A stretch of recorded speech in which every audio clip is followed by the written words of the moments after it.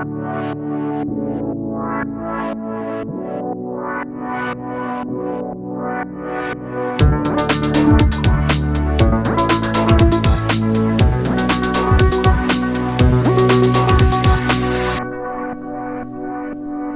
quel âge, Thomas? J'ai 31 ans dans 10 jours, au moment de la diffusion de ce... Non, pas 10 jours. Au moment de la diffusion, j'espère que ça sera diffusé un petit peu avant. Mais Avant c'est mon pas anniversaire? sûr. Bah oui, Je suis pas sûr. On est quel jour? parfois je le fais le jour même. Hein. C'est vrai. Ouais, bah dans 5 jours. J'ai 31 ans. D'accord. Au moment de l'enregistrement. Tu sais quel âge j'ai? T'as 36, 4. 36,4, en effet. 36 T'as ans 36 ans, ouais. et T'as demi. 50 plus. Et demi? Ouais, Bon, la le honte. 31 septembre, j'aurai 36 ans et demi. Et t'es encore en... 6e. Ouais, j'allais dire... En fait, je voulais inventer une classe très haute, sauf que vu qu'on compte en dégressif... En moins 6. Ouais, en moins... T'es encore en moins 20. 6e. Est-ce qu'on peut parler... T'es en 18e année de fac. Est-ce qu'on peut parler d'amitié intergénérationnelle? Est-ce qu'on peut Bac parler... plus 18, t'imagines? Est-ce qu'on peut parler d'amitié intergénérationnelle entre nous? Entre nous deux, a priori, non, on est quand même plutôt de la même génération. C'est combien de générations? Je sais pas. Objectivement? Oui. Je dirais une vingtaine d'années. Ça doit y avoir un comptage qui marche, quoi. Est-ce que c'est pas exponentiel, mais tu sais, genre à mesure que la société progresse, enfin c'est pas toujours 20 ans, genre peut-être que maintenant tous les 5 ans c'est une nouvelle génération. Pour moi, une génération, c'est genre, t'as la génération des parents et la génération des enfants. Ça fait 2 générations. Et donc du coup, c'est cette génération entre 70 et 90 c'était les parents, puis 90-2010 c'était les enfants, puis 2010-2030 c'est les enfants de cette génération-là, etc. Nous, on est des millennials. Ouais. Enfin, toi t'es né en quelle année? 92. Ah, Je sais pas exactement, j'ai crois pas que trop t'es à la suivi ces limite. générations. Ouais, mais... Mais bon, on va dire que t'es un millennial, moi aussi, et qu'on n'est pas la Gen Z. Gen Z. La Il y a Gen la Z. Y avant. Ouais. Y, Ah non, c'est nous... nous. Ah, Y c'est nous. Ouais, mais Millennials, génération Y, je sais jamais, moi. Ouais, on est des enfants de l'an 2000. Ouais, vite fait. Ben, en an On a 2000. grandi dans les années 2000, quoi. Bah oui. Enfin, toi, les années Ouais, 90. surtout moi. J'ai grandi. Je suis née en 87. Ouais. Donc, ouais, les années 90. Mais mon adolescence et mes références, c'est les années 2000. Ok. Puisque. Enfin, en 2010, j'ai 18 ans, donc moi, c'est pareil, pour le coup. Ok. Voilà, merci, au revoir. C'était un Non, mais ok, très non, mais non, beau on est de podcast. la même génération. Et du coup, pour des gens de générations différentes, je pense que faut au moins 10 ans d'écart pour se sentir d'une génération différente. 10 ans. Ouais, je sais pas.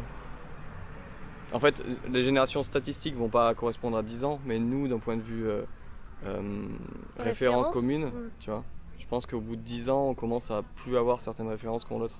10 ans en avant et 10 ans en arrière. Donc du coup, ça fait 20 ans au final. Donc ça marche. Ma grande sœur, elle avait 7 ans de plus que moi, et en effet, c'est pas les mêmes références. C'est des références que j'ai de fait, parce que je récupérais ses affaires, etc. Bah du coup, ça marche pas ce que je viens de dire, quoi. Mais... C'est ce que t'es en train de dire. Ouais, c'est encore... Ça dépend, en fait. Mais ma petite sœur, qui a 16 ans, donc de moins que moi,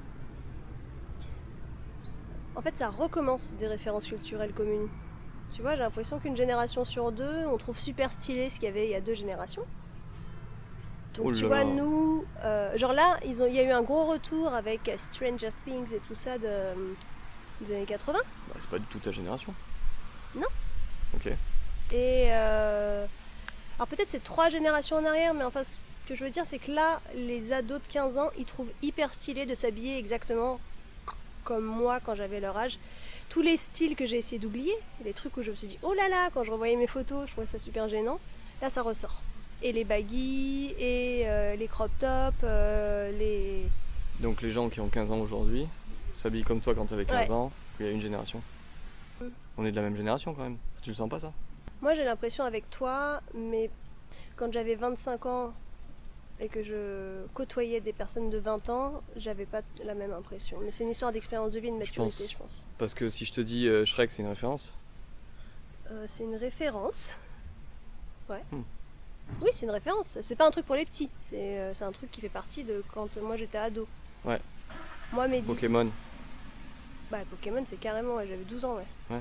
Yu-Gi-Oh? Non. Un peu. Tu vois, il y a des trucs où ça... Yu-Gi-Oh, c'est plus toi. Et moi, c'était plus pour moi les plus jeunes. Si je te dis Samurai Pizza Cat, Pas du tout. Bioman, Oui, mais le sketch des inconnus. ok. Bah, les Power Rangers, quoi, Bioman. Ouais, Power Rangers. Les Tiny Toons. Tiny Toons, oui, bien sûr. Minicum. C'était à mon époque, mais j'ai jamais regardé. Les Guignols de l'info? Ouais. Le bébé de show. Non. Ouais, tu vois, il y a quelques petites différences. Bah oui, mais est-ce que c'est une différence générationnelle à ce point-là, tu vois? En fait, là, le truc, c'est que... Est-ce que quand... Donc, on fait un épisode sur l'amitié intergénérationnelle, du coup. Moi, quand je pense à ça, je pense pas du tout à nous. Je pense à des trucs, genre des gens plus jeunes, effectivement plutôt... genre des gens qui ont la vingtaine aujourd'hui, j'ai l'impression de pas être de la même génération. Et des gens qui ont plus de 40 ans, j'ai pas l'impression d'être de la même génération. Mais entre eux... Alors, pardon pour la chute. C'est vrai que c'est... Ça va? Prends soin de son audience. Ah ouais, c'est... Et du coup, ouais, moi je considère que ma génération c'est de 20 à 40 ans, quoi. Enfin, les gens où je me dirais une amitié intergénérationnelle, je les sortirais par l'un ou l'autre de ces côtés, quoi. Donc toi, t'as des amis qui ne sont pas de ta génération? J'en ai quelques-uns plus jeunes, assez peu. Et celle à laquelle je pense, c'est genre sur la limite, quoi. C'est genre elle a 21 et moi 31. Et sinon, plus vieux, j'en ai quelques-uns, ouais. Notamment un avec qui j'ai plus trop de contact parce que la vie. Mais oui, oui. Il est malheureusement décédé. Non, non. Bah, Non. c'est... Enfin, pas à ma connaissance. Peut-être. Moi aussi, j'ai toujours eu... Oh, non, je dis moi aussi comme si c'est ce que tu avais dit, pas du tout. J'ai toujours eu des amis d'âge différents. J'ai aussi eu des amis de mon âge, mais j'ai toujours eu des amis plus vieux et des amis plus jeunes. Enfin, dès que ça a été possible. Évidemment, j'étais pas amie avec un bébé quand j'avais 10 ans. Ça n'a pas de sens. Tu es ami avec quelqu'un de 20 ans quand on avait 10? Bah, avec le recul, je pense qu'on a du mal à attribuer le statut d'ami quand c'est avec un enfant. Oui. Bizarre, je sais. Mais je sais pas s'il n'y avait pas quelque chose qui se jouait de l'ordre de l'amitié quand même avec certains adultes. En tout cas, ce qui est sûr, c'est qu'aujourd'hui j'ai des amis beaucoup plus vieux que moi. J'ai des amis qui ont plus de 60 ans, d'autres qui ont plus de 70 ans, avec qui il n'y a pas du tout de rapport ersatz filial. Oui. Tu sais, c'est pas « oh, c'est comme une mère pour moi » ou comme un père, oui. alors qu'ils ont l'âge de mes parents. C'est en ça que je différencie les amitiés intergénérationnelles des relations dans lesquelles on peut faire des projections. Relation parafamiliale, quoi. Ouais.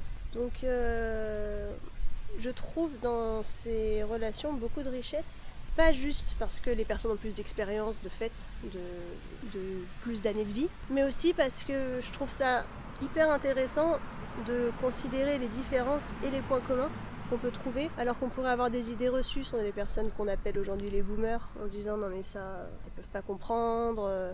Moi j'ai eu une amie qui était ma coloc à la base, plus âgée que moi, et c'était très amusant de parler de sa vie amoureuse à l'époque, qui était bien plus riche que la mienne, alors qu'on pourrait imaginer qu'une femme de 30 ans a une vie amoureuse plus mouvementée qu'une femme de 60 ans.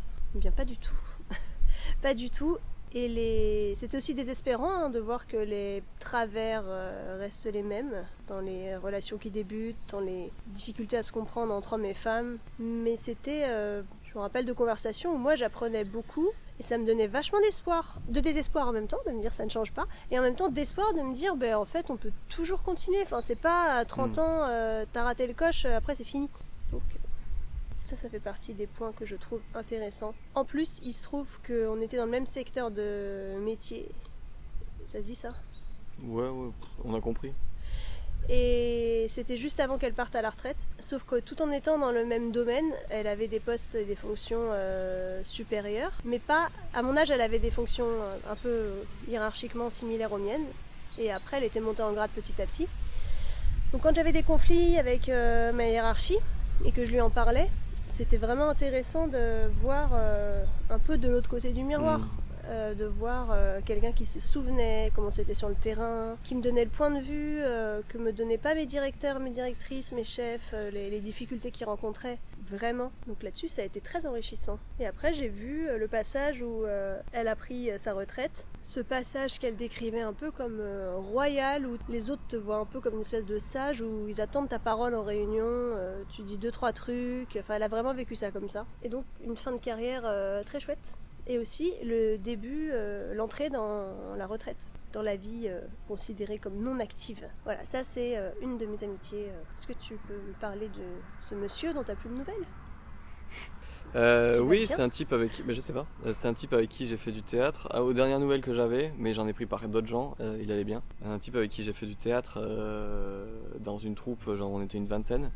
Et ça avait vachement bien accroché avec lui, moi et François Clouzette, forcément, qui est partout. Hein. Ah là là, lui.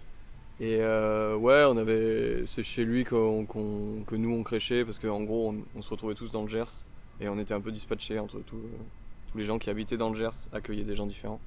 Du coup nous on était chez lui. On a bien rigolé, il aimait bien la bonne bouffe et le bon vin. C'était chouette quoi, et c'était un mec très cultivé. D'ailleurs je me suis dit qu'en reco culturel, en hommage à lui, je pouvais recommander Colombo.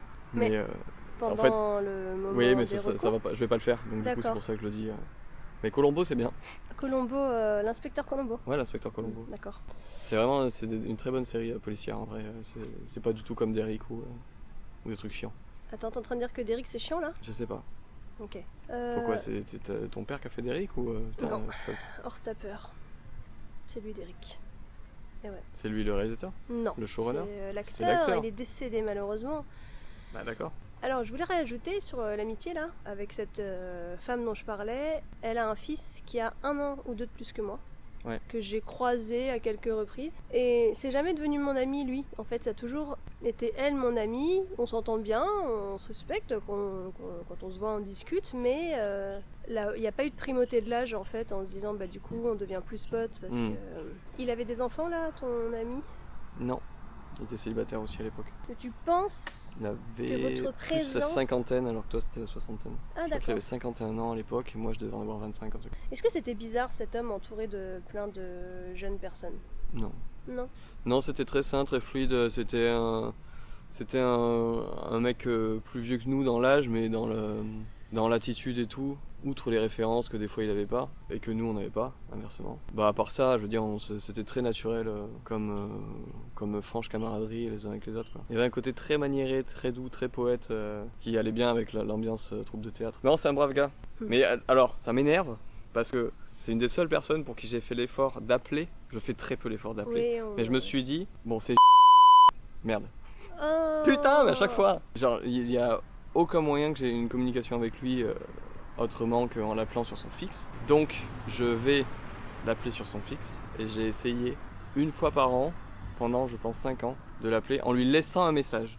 D'accord ? J'ai fait des efforts. Normalement oui. J'ai fait des efforts de dingue pour lui. Ça n'a jamais été. Il m'a jamais envoyé Envoie-lui une lettre. Oui, c'est totalement ce que j'aurais dû faire. Et c'est totalement ce que j'ai pensé à faire. Et puis en fait les lettres, j'y arrive pas quoi.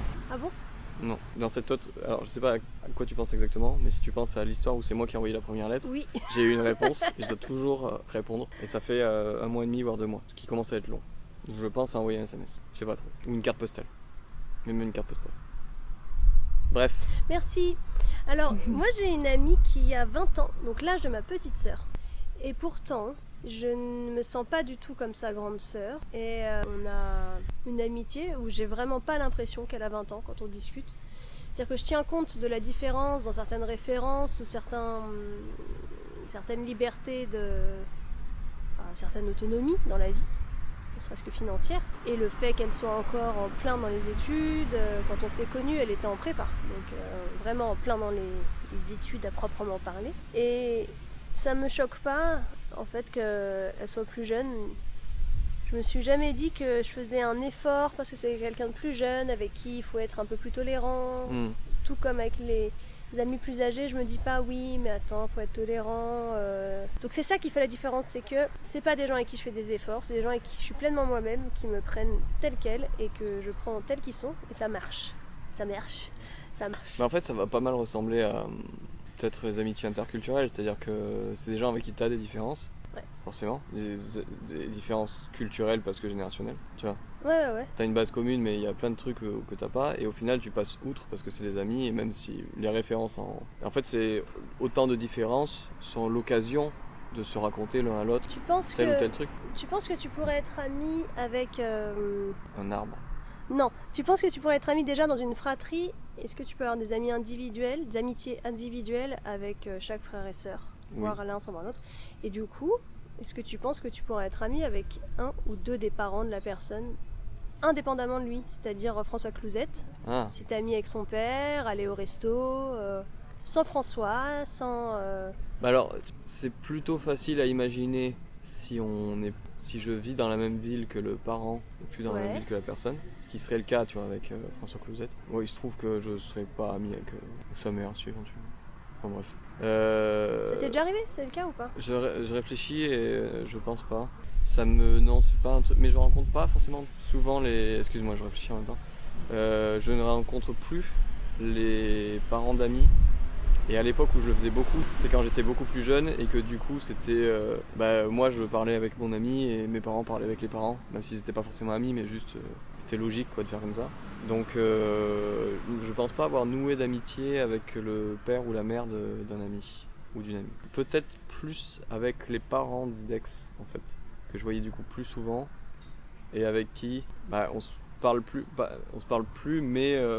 Quand on se revoit avec mon ex, il y a un petit côté, du coup tes parents comment ils vont, et pas juste en mode politesse quoi. Des personnes à qui j'ai bien accroché, je tiens, et on aurait pu devenir amis si ça n'avait pas été parallèle de la dynamique de couple peut-être.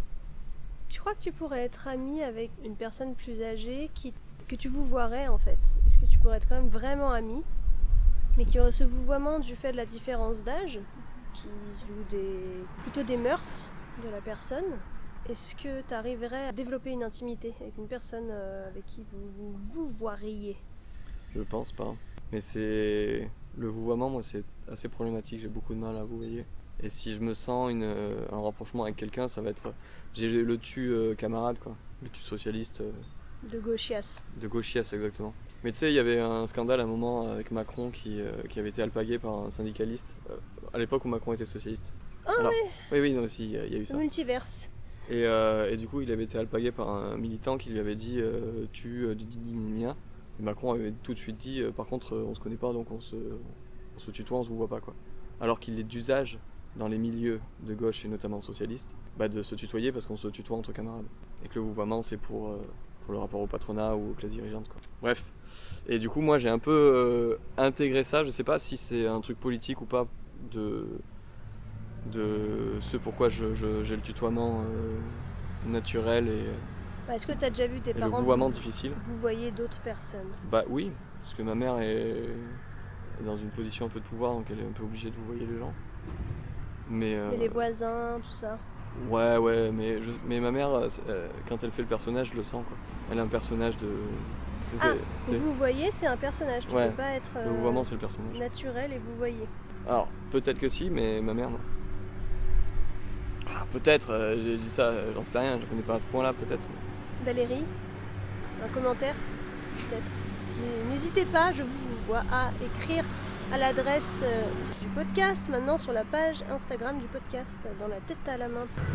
Pour commenter ce que vient de dire votre fils, est-ce que vous êtes d'accord ou pas? Est-ce qu'il dit n'importe quoi, le personnage, tout ça? Défendez-vous, hein. N'hésitez pas. En fait, mes amitiés intergénérationnelles, mes premières, c'est mes parents, hein. Je pense. Peut-être pas mes premières, parce que le moment où je pense que je suis devenu ami avec mes parents pour de vrai, c'est peut-être plus tard, c'est peut-être après.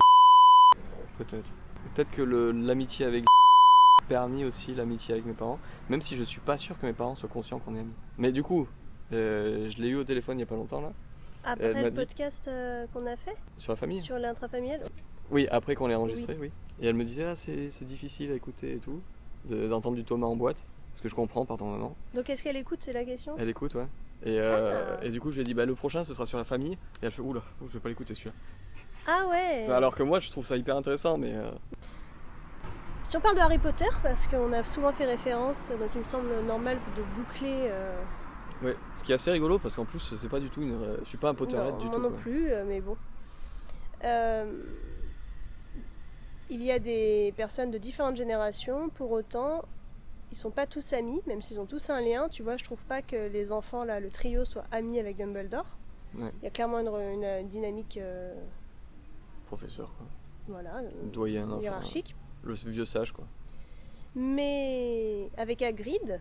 Oui, exactement. Avec Hagrid... J'ai commencé dans ma tête, ça fait Dumbledore, ouais. Ok, donc, et Hagrid, du coup. Hagrid, ils sont amis, oui. Je trouve. Ils sont amis et ils prennent soin de lui autant que lui prend soin d'eux. Oui. En tout cas, dans la volonté. Et ça, c'est un signe aussi, je trouve, que l'amitié a moins d'ascendance, quoi. Que la dynamique est moins ascendante. Le fait de prendre soin autant l'un de l'autre. Est-ce qu'ils sont amis avec Lupin? Parce que au début j'avais Sirius Black, mais Sirius Black, bon, il y a le côté familial, enfin parafamilial, mais Lupin, j'allais dire Arsène, pas du tout. Est-ce qu'ils sont amis avec Lupin? Je connais pas assez bien. Au début c'est leur professeur de défense contre les forces du mal, donc non. Mais après, quand même, il y a une dynamique un peu plus... je sais pas. Peut-être, mais en fait, comme ils font la guerre ensemble, je pense que ça rapproche un petit peu. Ouais, ça rapproche la guerre. Au bout d'un moment... Ayant fait pas mal de conflits moi-même. Et au bout d'un moment, les liens se tissent différemment. Quand t'as une lutte commune. Très gauchiste, hein, vraiment... Oh, je pense que ça fait pareil aux gens de droite, hein. Ils ont une lutte commune? Oh bah oui, ils en ont plusieurs. Ouais, c'est vrai. Il y a plusieurs couleurs, plusieurs ethnies, bon. plusieurs religions. Faut lutter contre des trucs, quoi. Donc, c'est un bon exemple, je trouve, d'amitié intergénérationnelle. C'est pas facile à dire. Intergénérationnelle? Oui, c'est amitié difficile. Intergénérationnelle. Moi, je suis devenue amie avec des anciens professeurs, un peu comme dans Harry Potter. On avait une lutte commune, l'emprise sectaire. Et ils sont beaucoup plus âgés... je sais pas, je pense vraiment qu'ils ont plus de 70 ans, pas dire de bêtises, mais... Donc on parle d'un avocat à la retraite et d'une psychanalyste, toujours pas à la retraite, qui continue à voir des gens, mais qui a le même âge, hein, je pense, peut-être un peu plus jeune. Et on s'envoie régulièrement des mails, on n'habite pas du tout au même endroit, enfin régulièrement. Disons, tous les 6 mois, je me dis, tiens, ça fait longtemps que j'ai pas pris de nouvelles, je leur envoie des cartes à Noël... C'est moi qui entretiens un peu le lien, mais on s'est déjà revus depuis le DU plusieurs fois. On se donne rendez-vous souvent sur des colloques ou en allant espionner, soit des colloques de la scientologie, soit au contraire... vous faites ça ensemble? Vous parfois, allez à des colloques scientologues ensemble? On peut faire des trucs rigolo, de ce style. Mais le plus souvent, c'est sur Tu veux qu'on fasse un colloque scientologue ensemble? On peut, ouais, si tu veux. Il n'y a pas de problème. On repère les gens dans les colloques un peu touchy. On repère les scientologues. Et d'ailleurs, un jour, on est allé à un colloque sur... Je sais plus sur quoi c'était, mais c'était pas sur l'emprise sectaire ou comme d'habitude. Enfin, il devait y avoir un lien puisqu'on y était, on s'y est retrouvés. Mais il y a une femme qui a commencé à prendre la parole et à remettre en question tout un tas de trucs. Et très vite, on s'est regardé du coup avec cette amie parce qu'on avait capté que le positionnement qu'elle prenait était totalement scientologue, donc elle remettait en question. En fait, l'orateur a parlé de psychiatrie, et donc l'autre elle a dégoupillé et elle a commencé à à remettre en question, à poser des questions précises, et en effet, au bout d'un moment, elle s'est outée comme scientologue, puisqu'évidemment elle ne s'en cache pas. Donc c'est marrant parce que depuis que j'ai fait ce DU, j'ai l'impression, soit j'ai ouvert les yeux, soit j'ai développé un aimant à secte, mais très régulièrement, en tout cas, j'ai porté mon attention là-dessus et je retrouve des éléments de ce DU. Bref, du coup, avec ce couple, on est amis. On n'est pas amis proches, mais peut-être que si on était plus proches géographiquement, ce serait le cas.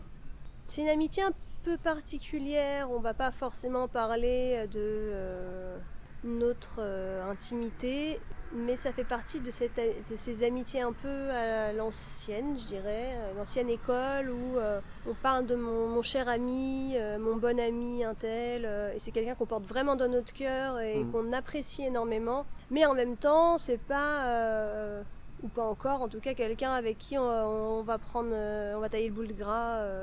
Tu vois, on va pas forcément aller au McDo ensemble, mais on pourrait peut-être, c'est juste que ça se présente pas, on est toujours autour d'un centre d'intérêt commun. Oui, c'est ça, c'est amitié par intérêt commun, pour le coup. Mais ça c'est un peu plus ouvert, je sais un petit peu leur vie, où est-ce qu'ils vivent, leur famille, parce que j'ai espionné. Non. Non, on parle un peu de nous et on essaye d'être présent, mais à distance. Tu sais, un peu une amitié mondaine, mais sans mondanité. Oui, non, mais je vois. Bon, voilà. Il n'y a pas le côté bonne franquette. Il n'y a pas le côté bonne franquette. Est-ce que c'est une différence de classe sociale? Je pense pas. Je sais pas si on appartient à des classes sociales différentes. Tu dis ça à cause de leur le métier. côté pas de bout de gras, un peu plus c'est mon bon ami, mon cher ami. Alors, c'est comme ça qu'ils se présentent, mais je sais pas s'ils sont pas en mode bout de gras chez eux, tu vois, ça j'en sais rien. Non mais après, ça c'est l'intimité, et on peut, voilà, mais tel qu'on se représente socialement avec les autres.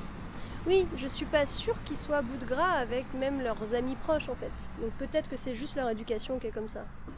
En tout cas, bon, je suis pas spécialement non plus, hein, mais j'ai l'impression de pas faire trop de manières. Après, il y a quand même, je dis ça, mais il y a quand même des choses que je tolère pas ou pas facilement. Si quelqu'un fait soudainement se met à péter dans le micro. Bon, s'il n'y a pas de raison au gag et que c'est juste qu'on est hyper à l'aise, c'est pas forcément mon délire, si je peux dire ça comme ça. Oui, mais enfin, il y a une différence entre cher ami et péter dans un micro, quoi. Ah, ça c'est sûr. Je pense qu'il y a un gap. Non, mais c'était une question comme ça. Est-ce que c'était une question de génération, une question de classe sociale, une question de... Je sais pas. J'ignore de le savoir, une fois de plus.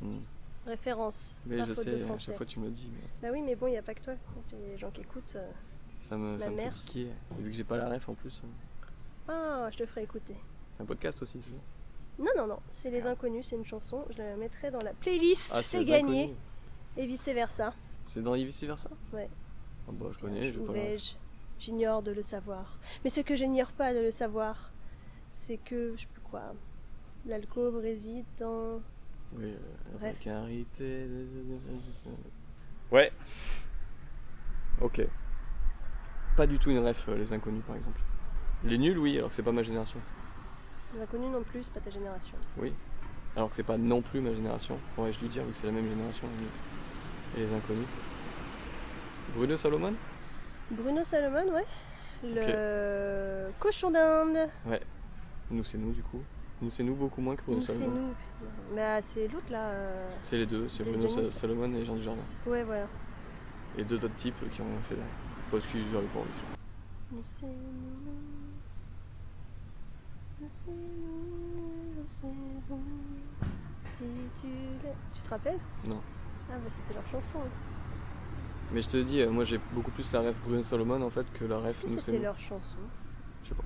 Ou est-ce que c'était la chanson de Charlie et Lulu? Je sais pas. L'eau ça brûle et le feu ça mouille? Non, c'est l'inverse. Putain, c'est basique pourtant. Ouais, mais des fois on oublie. Ça c'est Charlie et Lulu, l'eau ça mouille et le... Enfin, le feu ça brûle et l'eau ça mouille. Ouais. Donc du coup, a priori c'est nous et vous c'est vous. C'est la même chanson? Je sais pas. T'as déjà entendu parler des 3 types d'amitié par Aristote? Oh, bah oui. Alors attends. 3 niveaux. Ouais, 3 niveaux d'amitié. Mais c'est... Ouais. Il y en a un, c'est la philae, non? Un truc comme ça? Alors en grec, non, moi j'étais partie en français, hein, mais en gros, c'est dans Éthique à Nicomaque. Oui. Bon, de toute façon, quand on cite Aristote, c'est souvent soit la... Bon. Soit la poétique, soit l'éthique à Nicomaque. Mais l'éthique à Nicomaque, c'est très chiant comme bouquin. Je sais, c'est le premier livre de philo qu'on m'a fait lire et c'était horrible. Je pense que j'ai rien retenu. Ouais, c'est pas le plus dur à lire, mais c'est long quoi. En fait, en gros, ce qu'il dit, c'est le mieux, c'est le juste milieu. Et il dit, par exemple... La vertu est dans le milieu. Ouais. Par exemple, quand on est trop petit, ça va pas. Quand on est trop grand, ça va pas. Mais quand on est entre les deux, ça va. Par exemple, quand on est trop lourd, ça va pas. Quand on est trop léger, ça va pas. Et quand on est entre les deux, ça va. Est-ce qu'on Par peut exemple, revenir sur les trois... t'es là genre en mode mais putain mais quel enfer. Est-ce qu'on peut revenir sur les 3 types d'amitié? Donc je Oui. te l'ai dit, l'amitié utile, sur l'intérêt, fondée sur l'intérêt. Ouais. L'amitié agréable, qui repose sur le plaisir. Ouais. Et l'amitié sur la vertu, qui a pour fondement la vertu. Et c'est la plus rare, la plus exigeante. Ok. Est-ce que toi tu reconnais tes amitiés dans les 3 catégories que je viens de citer? Agréable, oui, la plupart. Par la vertu. Agréable, mais genre fondé sur le plaisir. Est-ce qu'on parle des sex friends? Ouais, De c'est quoi on ça, parle? ouais. De quel plaisir on parle. Surtout chez les Grecs, c'est difficile. Et honnêtement, Aristote, j'aime pas trop Aristote, quoi. Oh. C'est quand même très tac tac tac tac. C'est comme si, c'est comme ça. Et il a niqué le théâtre pendant des années. Enfin, parce qu'il fallait suivre les règles aristotéliciennes, alors qu'en vrai. Non, mais il a Bon, aussi bref. dit des trucs bien. Mais il a dit des trucs bien, mais c'est juste ça. Oui, bon, qu'est-ce que ça veut dire? Il est fondé sur la vertu. C'est le fait de s'apporter mutuellement des choses. Je pense que notre amitié est virtuose. Non, je pense que notre amitié est Je pense que Vertueuse. notre amitié est vertueuse. Parce qu'on se tire vers Tu le haut, quoi. m'enrichis, voilà, tu m'enrichis Ah des oui, choses, ok, à ce je sens-là. t'enrichis Ok, des choses. peut-être. Ouais, je croyais basé sur la vertu du genre ah lui il est gentil et vu qu'on est moi aussi je suis gentil alors du coup Non, on se vu voit qu'on a la pas même vertu. que pour bouffer et notre truc c'est pas autour de la bouffe. Tu vois, finalement, l'amitié avec le monsieur dont je parlais, on se voit autour de l'intérêt sur l'emprise sectaire à la base. Donc c'est pas le plaisir, parce que c'est pas non plus... on se pignole pas sur le sujet, hein. Mais peut-être intellectuellement un peu. Oui, si, c'est ça, c'est un plaisir intellectuel. Donc si que ça c'est pas c'est par le intérêt. niveau 1, on a dit que le niveau 2 c'était l'amitié. Non, niveau 1 c'est utile, niveau 2 Ah, voilà. c'est agréable et niveau 3 c'est vertueux. Donc maintenant Mais c'est devenu sachant un que peu pour moi vertueux. c'est pas des niveaux, c'est des types.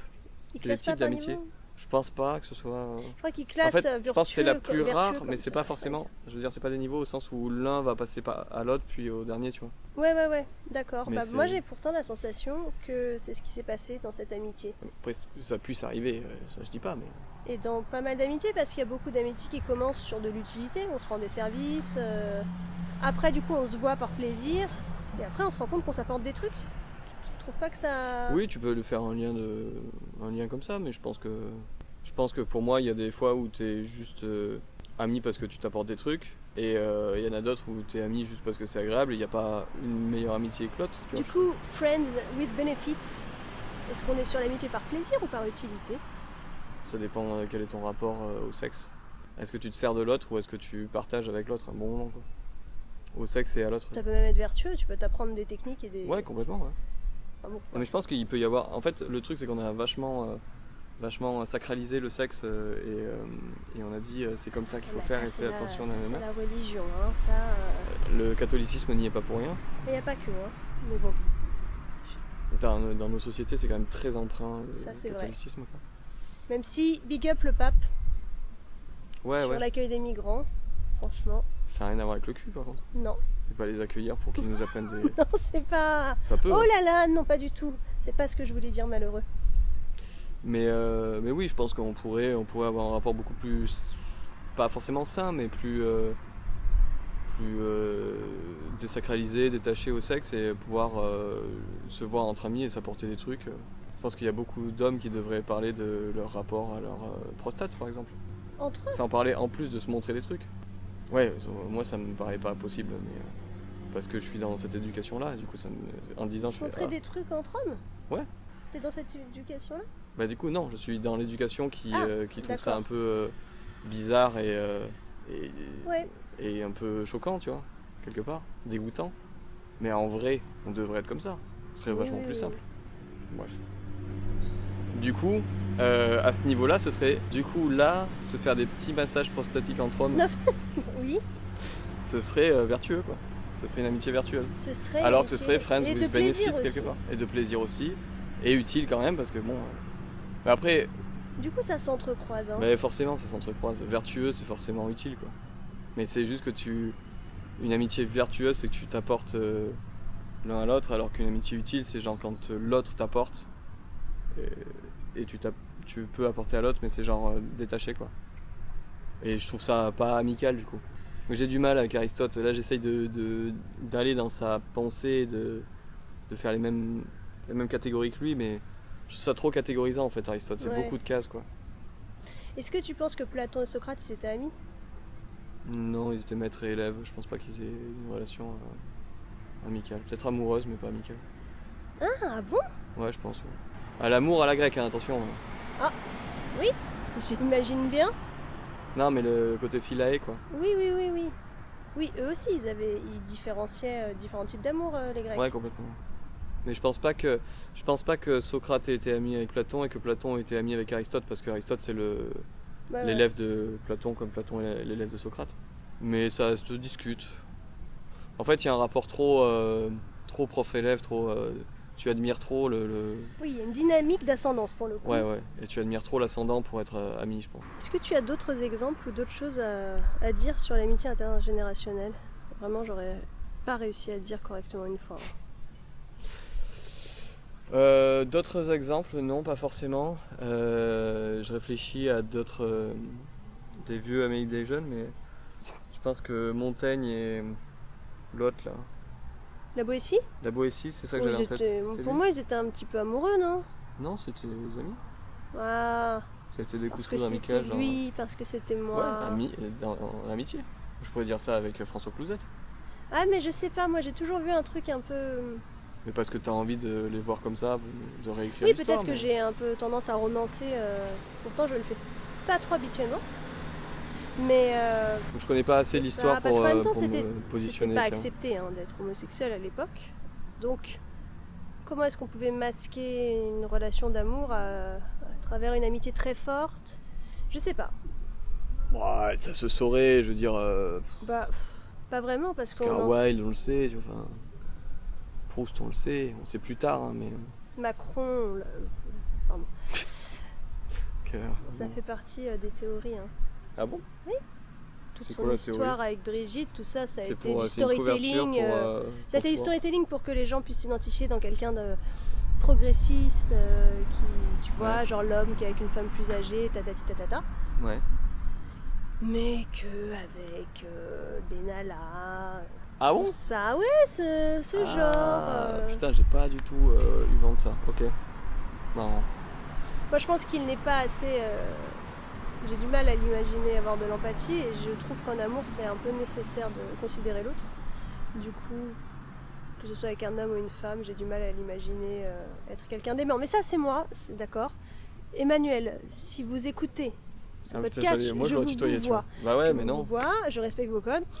Sachez que ce n'est pas personnel, je me fais une idée sur ce que j'entends de vous qui me déplaît énormément. Vous me déplaisez énormément, mais peut-être qu'il faudrait qu'on aille boire un verre et se tutoyer. Voilà. Ouais, mais même en l'imaginant pas président. Un tennis? Je sais pas. Non, mais Je même, t'imagine tu vois, bien genre, faire je du me dis, tennis. même dans 10 ans, même dans 20 ans, j'aurais du mal à me dire, on va avoir quelque chose à se dire. Ah si, des trucs à se dire, probablement beaucoup de trucs à se dire. Oui, mais de l'échange, tu vois. Parce que des insultes, oui, mais.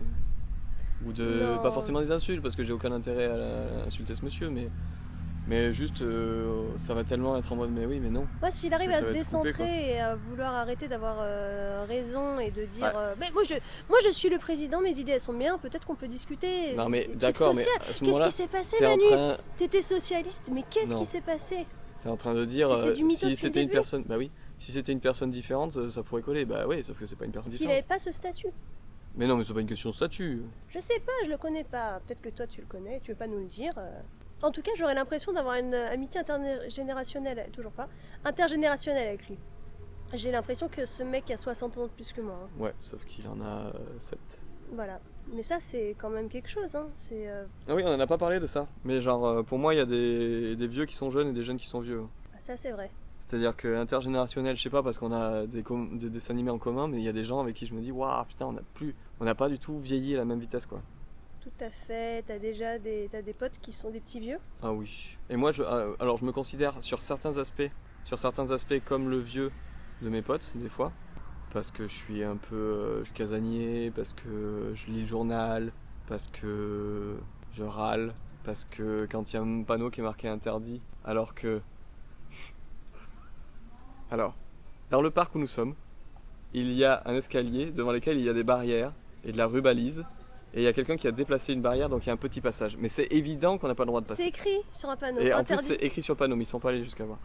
C'est écrit sur le panneau. On a vu une personne vieille en descendre, on vient de voir 2 personnes vieilles en monter. Moi, je vois le panneau, je me dis, je ne sais pas pourquoi c'est interdit, mais bon, faisons confiance aux personnes qui se sont fait chier à installer les barrières ici. Faisons le tour, quoi. Tout à l'heure, j'ai voulu le grimper. Hein. Oui, j'ai vu. voulu emprunter cet escalier. Oui, j'ai vu. Ça, Et je c'est pense que ma réticence naturelle a parlé pour Ton pour surmoi. moi, quoi. Ok. Et du coup, ouais, moi je me dis juste, c'est un interdit, respectons-le. Parce que, en fait, mais ça, bon bref. Les vieux, ils en ont plus rien à foutre de rien. Alors, et c'est peut-être les mêmes vieux qui vont dire, oui, mais les jeunes ils respectent rien. Eh oui. Alors qu'ils respectent rien. C'est ça qui m'énerve. Bref. Du coup, oui, des fois il y a des vieux qui sont jeunes et des jeunes qui sont vieux. C'est le droit d'aînesse. Ouais. Je sais pas, t'as pu jouer à une Mega Drive et être quand même. Ouais, c'est pas fou comme vanne. En effet. Et par exemple, Gilles était en fait hyper jeune. Jusqu'en âge, il était vieux, mais. Il est sans doute encore super jeune. Il y a des gens qui vieillissent pas à la même vitesse, ça c'est sûr. Après, il y a des choses dans la vie qui te font prendre un coup dans la gueule, hein, un coup de vieux. Bien sûr. Mais tu peux prendre en maturité et pas être vieux dans ta tête. Ah oui, je D'ailleurs. distingue, hein, vraiment. J'espère être quelqu'un d'assez mature et de relativement peu vieux pour mon âge. Moi j'ai peut-être un côté petite vieille, non?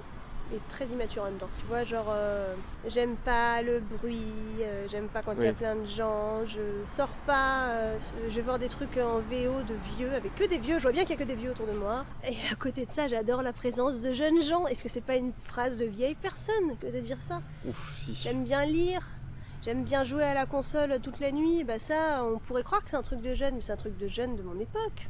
Les jeunes d'aujourd'hui, ils jouent pas tellement à la console comme ça. Ils font d'autres trucs sur l'ordinateur. Bah, la console ou l'ordinateur, c'est le même combat, tu peux les La mettre. Switch, est-ce qu'il y a vraiment beaucoup? Il y a des tout petits, je pense, qui y jouent, enfin des gamins. T'as Fortnite sur Switch. Oui, bah c'est des gamins. Oui, c'est vrai. Mais donc voilà, moi j'ai soit l'âge mental d'une personne de 10 ans, soit 75 directement. Je pense que le milieu, Oui, mais faut préserver l'enfant en soi. Hein. bah peut-être. Bon, ça me permet de m'entendre avec des gens plus jeunes et des gens plus vieux. Et ça, Très c'est cool. Et les gens de ton âge? Et bah les gens de mon âge, j'en ai dans mes amis. Les gens vraiment de mon âge, strictement en 1987, j'en ai quelques-uns, mais je les connaissais d'avant. Dans les gens que je rencontre aujourd'hui, on a rarement le même âge. Parce que souvent Ouais, les gens de mon âge ne sont pas à la même page que moi. Ils en sont au 2e ou au 3e enfant. Donc déjà je les rencontre pas. Je traîne pas aux mêmes endroits qu'eux.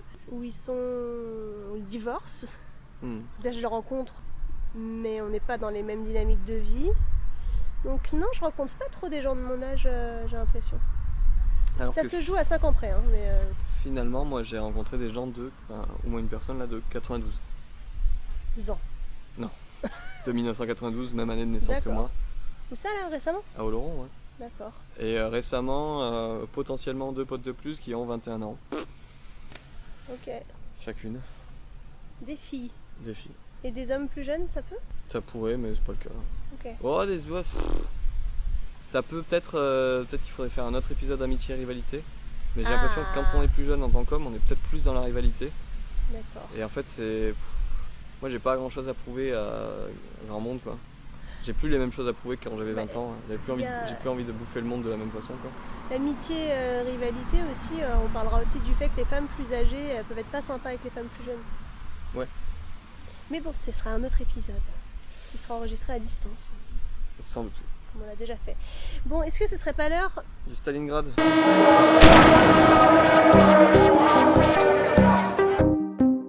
Vas-y. Alors on rappelle les règles. L'un, donc là en l'occurrence Thomas, dit une liste de mots et moi je dis tout de suite le mot qui me vient. Ouais, un mot en réaction, un mot Voilà. en réaction. T'es prête? Ouais. Arborescence, Pensée, argent, capitalisme, huile, célébrité, correction, lunettes, bille, boule, purée, putain, bourgeoisie, connard, tableau, peinture, pouvoir, capitalisme, Ah je oui. le redis, vision. aigle. Ok. C'est très premier degré aussi, hein, Ouais, finalement. Correction, lunettes, ça oui, mais argent, capitalisme, pouvoir, capitalisme. pouvoir, je suis sûre que Non mais c'est vrai, moi j'aurais pas pensé au capitalisme.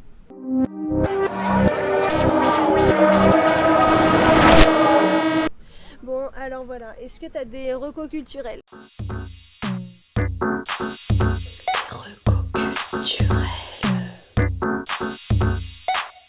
Alors, les recos culturels, parle-nous. Ah oui, alors attends, moi c'est le spectacle Couture de Flavie Chauvin. Couture entre parenthèses S. Déjà parce que c'est moi qui ai trouvé le titre. Donc voilà. Parce que j'ai vu la première de ce spectacle et c'était marrant parce qu'elle disait merci à toutes les personnes qui étaient dans la salle et qui avaient participé au spectacle. Et moi j'étais dans la salle, je crois qu'elle le savait pas. Et je me sentais, tu vois, un peu faire comme faisant partie de l'équipe, juste parce que j'ai eu l'idée du titre, quoi. Bref, je trouve ça drôle.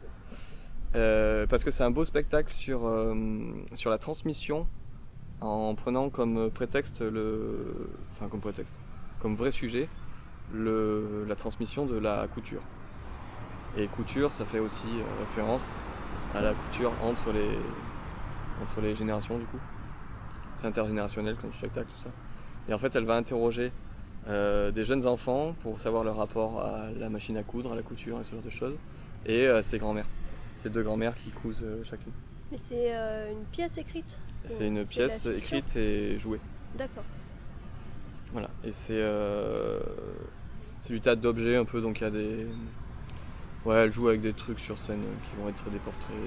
Où est-ce qu'on peut voir cette pièce? Et bien alors, ça devait être joué à Tarbes pour l'inauguration d'une salle en octobre, mais finalement ce ne sera que en avril parce que la salle n'est pas terminée.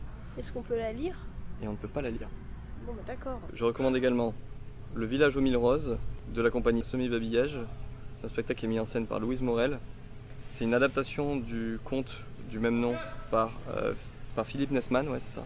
Et en gros c'est un conte qui va utiliser un village où il y a 1000 roses de différentes couleurs, puis la botaniste du village, ou le botaniste je sais plus, fait apparaître une rose de couleur noire parce qu'il fait plein de croisements et tout. Et la chef du village est tellement fan de cette rose-là qu'en gros, elle va raser toutes les autres roses et ne faire plus que des roses noires dans tout le village. Et du coup, il y a une résistance par rapport à ça. Et en fait, c'est Philippe Nesman a écrit ça à la suite des attentats du Bataclan, dans lesquels il a perdu des proches à lui. Et du coup, c'est une sorte de métaphore c'est une recherche d'une métaphore de la folie des hommes, quoi, autour d'un truc arbitraire. Voilà. Et c'est très beau comme spectacle, c'est du théâtre d'ombre, du théâtre d'objets. Il y a pas mal de gens sur scène pour un truc de cette taille-là, il doit être 6 ou 7. Peut-être que j'exagère un peu. Et c'est vraiment un très beau spectacle que je recommande. Du coup voilà, c'était mes recos culturels. Ok, merci. C'est des potes, hein, j'en profite, je balance tous mes potes. Ouais. Mais bon, j'espère que c'est des potes, mais à chaque fois c'est de qualité. C'est pas Ah juste bah parce oui, que c'est des potes. oui. Donc moi dans mes recos culturels, il y a... Oh là là, c'est très difficile de parler apparemment, très difficile. Dans mes recos culturels, je voudrais recommander le livre des solutions de Michel Gondry avec Pierre Ninet, Blanche Gardin et j'ai oublié le nom des autres acteurs parce que je les connaissais pas, je les connais toujours pas. C'est un film que j'ai bien aimé déjà, je suis fan de Michel Gondry, j'aime bien son travail depuis longtemps. Il est inventif, il est créatif, j'en ai déjà parlé dans Eternal Sunshine là, quand j'avais recommandé. J'aime que dans ce film, il parle vraiment de lui, donc il parle d'un réalisateur qui s'appelle genre Marc, je sais plus comment, mais un nom qui ressemble un petit peu à Michel Gondry, qui est une personne d'une trentaine d'années, donc incarnée par Pierre Ninet, qui est d'apparence insupportable en fait, mais vraiment, c'est-à-dire qu'intolérant, il tient pas en place, agressif, parfois même méchant, et en même temps plein de génie, mais qui peut paraître capricieux, voilà, quelqu'un vraiment à la personnalité avec des reliefs, à tel point que on comprend rapidement qu'il est sous traitement, qu'il refuse de prendre. Donc, si je fais la liste, quelqu'un qui a des phases où il est très agressif ou très déprimé, il a des phases où il est très enjoué ou très créatif. Il doit prendre un entraînement pour stabiliser ça. On comprend en filigrane qu'il s'agit de la bipolarité, en tout cas c'est de ça qu'il s'agit. Il se trouve que Michel Gondry est bipolaire, je ne le savais pas. Mais je trouve que dans beaucoup de ses films, il y a toujours un personnage un peu comme ça, un peu pénible, mais attachant, un peu créatif quand même, enfin très créatif. Tu vois, dans La Science des rêves, le personnage qui est interprété par Gaël Garcia Bernal, Il est comme ça, il est à côté de la plaque, en même temps il est extrêmement créatif, mais il n'arrive pas à s'insérer dans la société. Il essaye d'exprimer ses sentiments à sa voisine, mais il est maladroit, il en est même problématique. Dans Eternal Sunshine, c'est Jim Carrey qui a ce personnage un peu rêveur et avec qui on n'arrive pas à construire des choses, on n'arrive pas à lancer une histoire, je trouve. Mais en même temps, Clem, enfin sa copine, elle est très très fantasque et justement elle n'arrive pas à se poser et elle passe d'une chose à l'autre. Donc c'est comme si les deux là exprimaient un peu des pans de sa personnalité. Et Jack Black dans Big Henry Rewind, il a un peu ce rôle un peu pareil, pénible, créatif mais pénible. Et je me rends compte que volontairement ou pas, enfin consciemment ou pas, il y a un peu de lui dans ces personnages-là. Et ce film-là, Le Livre des Solutions, ça donne pas du tout un aspect reluisant de lui, si c'est bien de lui qu'il s'agit. Mais je crois qu'il y a, enfin, même physiquement, comment est grimé Pierre Ninet, pour moi c'est évident qu'il joue le rôle de jeune Michel Gondry. Ça montre un peu le travail que c'est qu'être monteuse, enfin c'est une monteuse, mais monteur au cinéma, à quel point il est important ce métier, ce rôle dans un film, que sans lui ou elle, le film n'est pas. Réussir dans un film à rendre hommage au métier de monteur, sans faire des montages, quoi. Ça, c'est... Non mais c'est un tour de force, tu Parce vois. que dans le genre métier chiant. Que c'est vraiment technique, mais qu'en même temps, c'est vraiment comme un ami aussi, quoi, parce qu'il est là, il doit comprendre le réalisateur. Et en l'occurrence, dans ce film-là, le réalisateur est extrêmement maltraitant avec son équipe. Il est vraiment maltraitant avec certains, hein, il va jusqu'à les insulter. Il passe son temps donc à s'excuser. Il y a cette espèce de running pas gag où il va s'excuser parce qu'ils font le montage chez sa tante dans les Cévennes.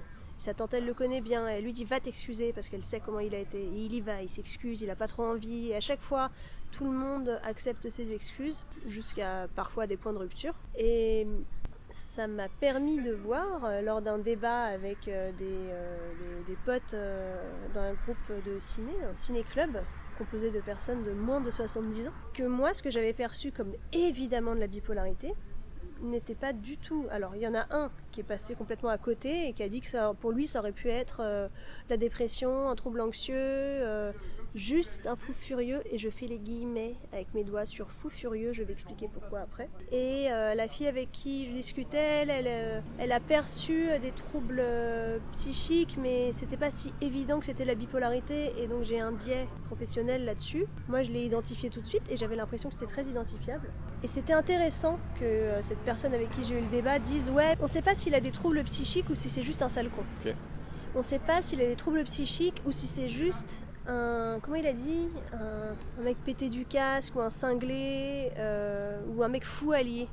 Et je lui disais non mais attends, fou allié, c'est une description clinique de quelqu'un, on va dire, dans le grand public, mais c'est pas un diagnostic et c'est pas sans raison.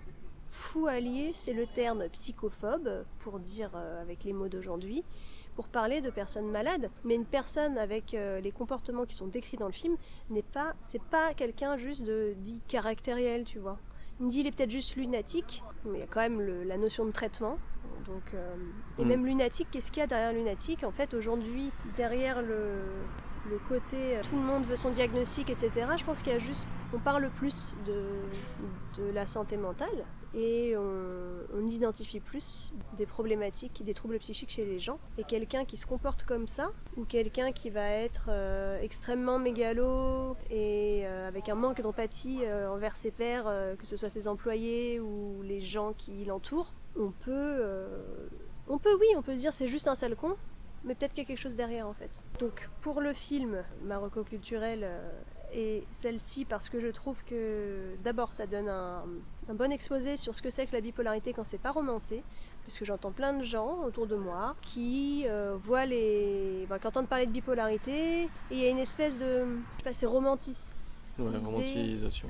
Ouais, tu vois, comme si c'était un peu chic, tu vois, bipolaire, et pas du tout, c'est pas du tout chic, c'est un trouble, ça se soigne, mais c'est pas du tout un cadeau. Et je trouve que c'est pas respectueux, voire obscène,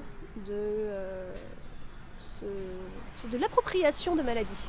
Le livre des solutions de Michel Gondry, c'est sorti là c'est le 19 septembre je crois. C'est peut-être encore en salle. Allez-y, c'est intéressant, c'est honnête, c'est sincère, c'est bien joué. Ça reste créatif et ça parle de santé mentale. Pourquoi c'est pas chiant la santé mentale ? Donc on fait ça, puis les musiques.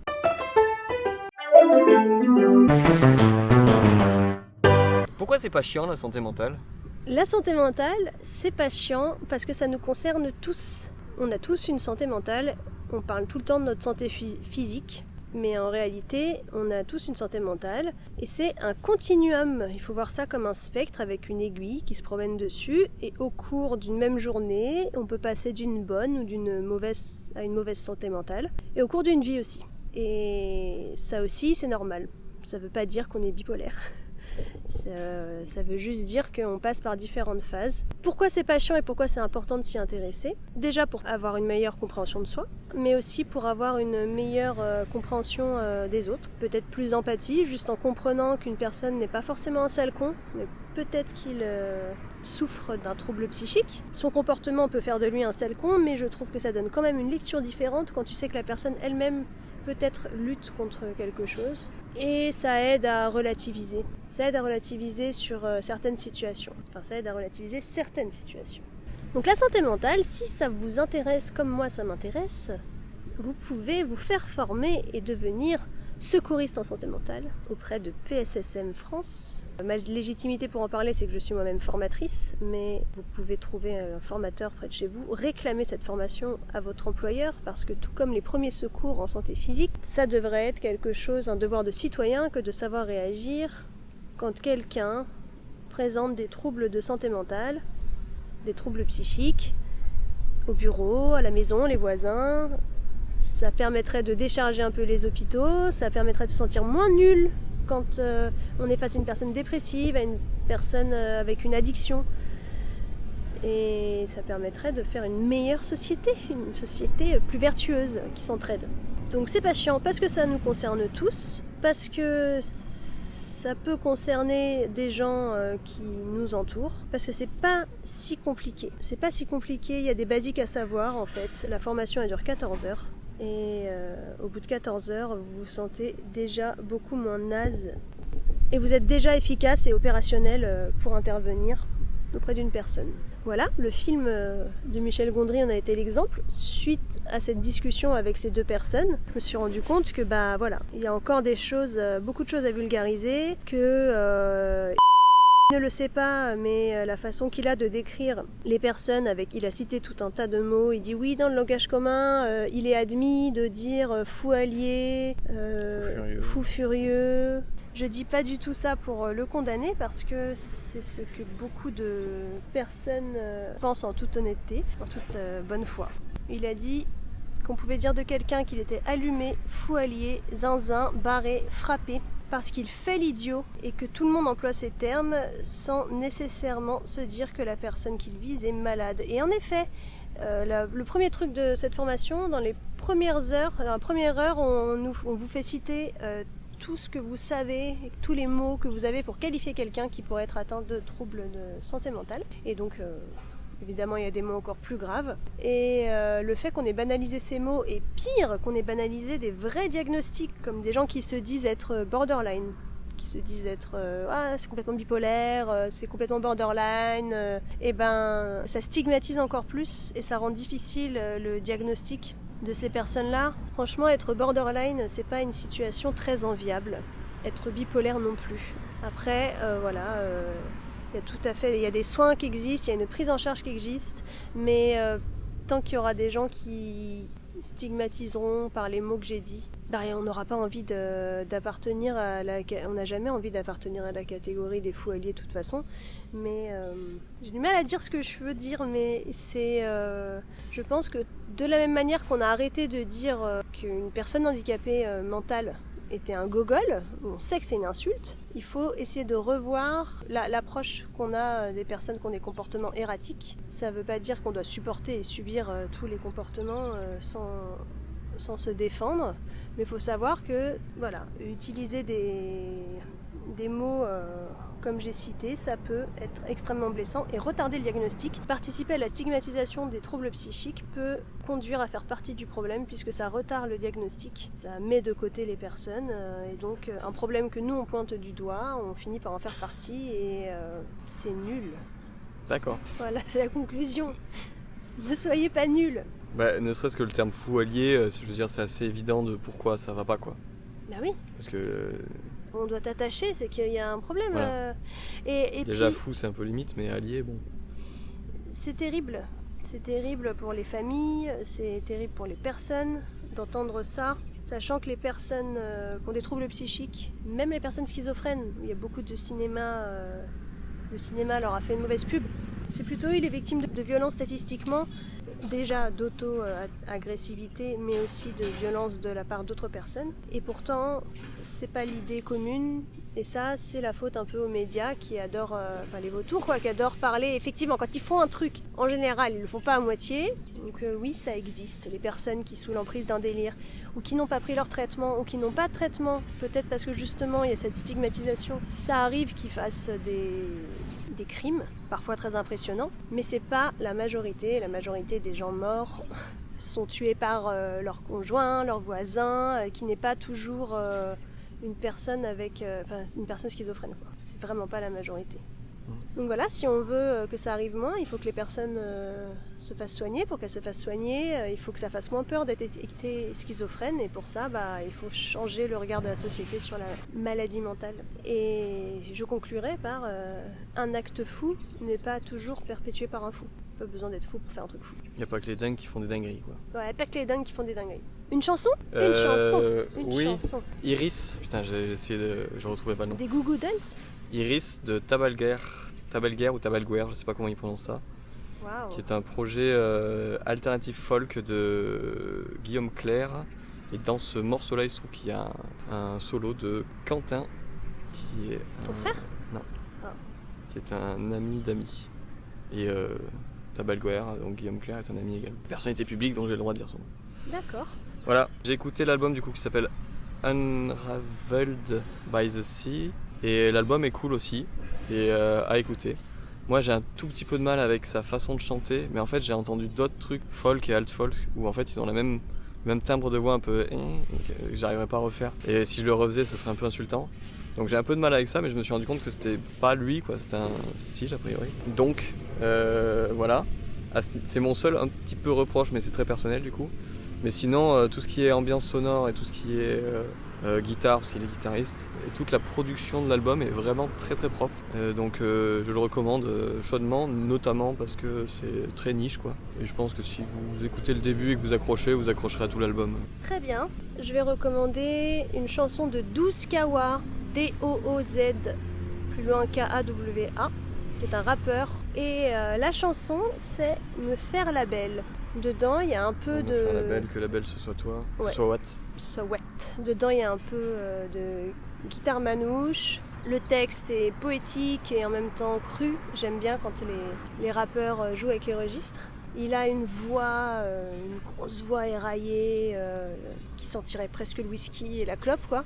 Après, peut-être pas, hein. C'est peut-être juste qu'il a des nodules sur les cordes vocales, j'en sais rien. Ou peut-être les deux, qui sait. Bref. J'adore ce qu'il fait, cette chanson, elle est magnifique. Elle m'a fait tomber amoureuse, elle a participé à me faire tomber amoureuse de quelqu'un, c'est pour dire quand même. Qui m'avait dit, ouais, j'écoute du rap, par exemple, telle chanson, et je me rappelle cette scène où je mets la musique, je prends le train, je mets la musique et les paroles me parlent à moi directement, et je me dis, oh, cette chanson a eu un impact. Je trouve que la façon dont elle est écrite, le regret et la tentation dont il parle dedans, c'est vraiment une belle chanson. Voilà, je recommande cette chanson. Elle sera dans la playlist du podcast. Fort bien.